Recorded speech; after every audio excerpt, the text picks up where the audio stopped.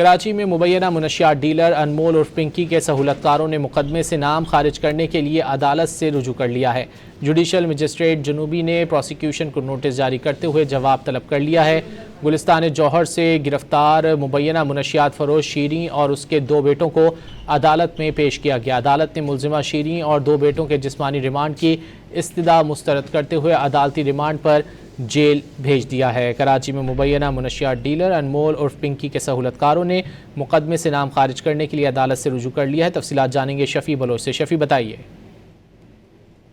کیسے ملوث 2 ملزمان سعید الرحمان اور ذیشان الرحمان نے ضابطہ فوجداری کی دفعہ 63 کے تحت جو وہ جوڈیشل مجسٹریٹ ضلع جنوبی کی عدالت میں درخواست دائر کر رکھی ہے اور اس میں یہ موقف اختیار کیا گیا ہے کہ انمول اور پنکی کے سہولتکاروں کی ان کا نام شامل ہے، جبکہ ان کا یہ موقف ہے کہ وہ پنکی اور انمول کے ساتھ کسی بھی اس طرح کے منشیات کے کاروبار میں ملوث نہیں ہے، نہ ہی وہ ان کو کوئی زائد طور پر جانتے ہیں اور نہ ہی ان کے ساتھ کبھی لین دین کا تنازع تھا، تو لہٰذا ان کا نام جو ہے اس مقدمے سے خارج کیا جائے۔